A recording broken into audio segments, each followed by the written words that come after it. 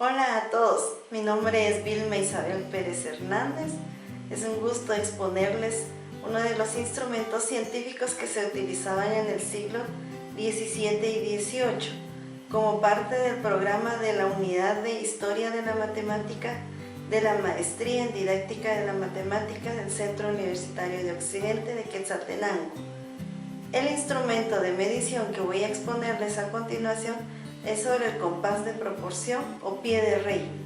El instrumento de medición llamado compás de proporción o pie de rey también es conocido como sector, compás militar o pantómetra. Es un instrumento matemático formado por dos reglas de igual longitud unidas a charnela, como podemos observar acá, que abriéndolas completamente forman una sola longitud. Sobre las caras del compás están grabadas varias escalas rectas formadas por líneas. La línea de partes iguales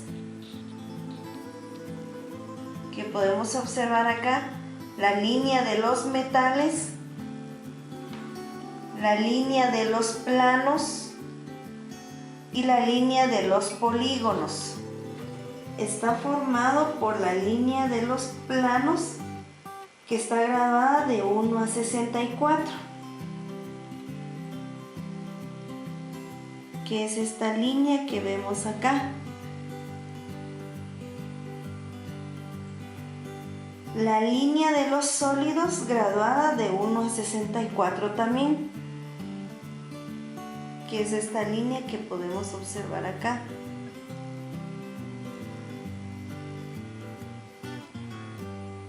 Y por último, la línea de los metales, que se utiliza para calcular el peso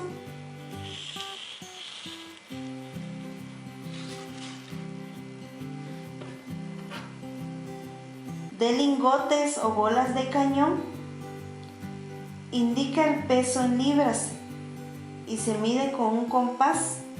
El diámetro de la bola, se coloca la punta del compás en el origen de la línea de pesos y la otra punta indica el peso en libras. De esa manera se puede calcular el peso de la bola de cañón utilizando el compás.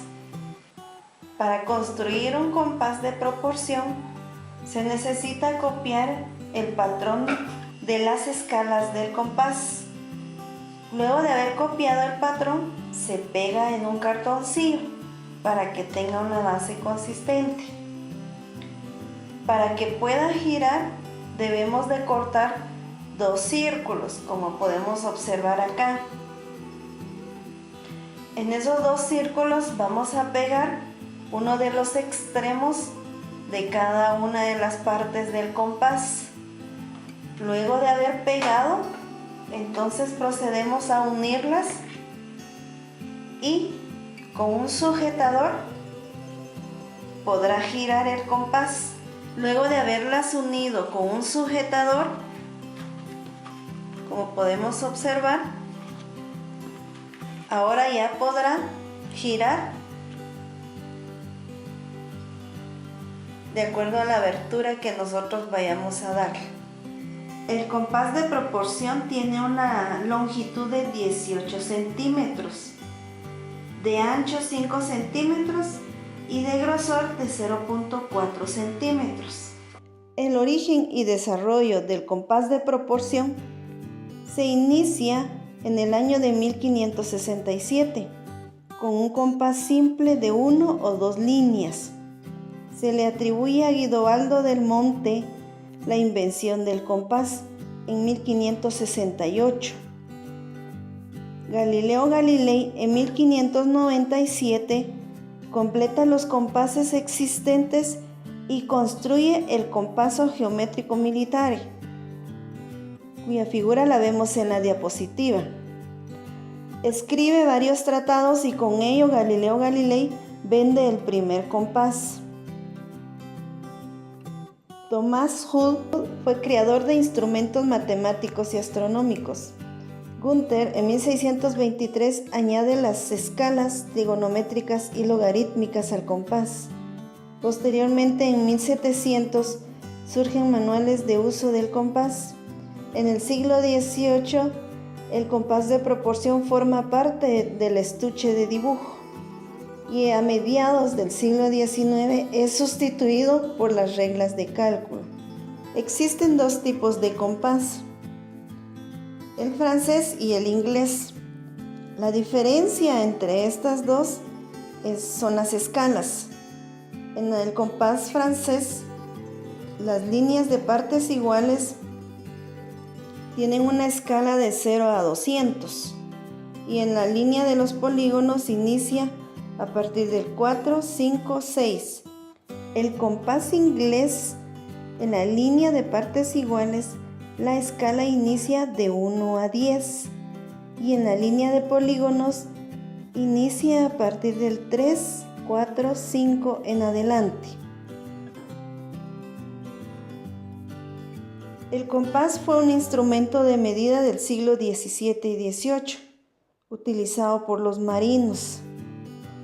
Se le llama compás de proporción porque se basa en la proporcionalidad de segmentos, en la característica de los triángulos semejantes, que dice que la razón entre los lados de dos triángulos semejantes es la misma. Tenemos acá la razón de A es a X como B es a Y, que nos indican que son iguales. El compás se puede utilizar para calcular multiplicaciones. Por ejemplo, ¿cómo calculamos el producto de 81 por 38? Haciendo uso de la razón, vamos a decir 81 es a Y como 100 es a 38. ¿Y cómo llegamos a ello?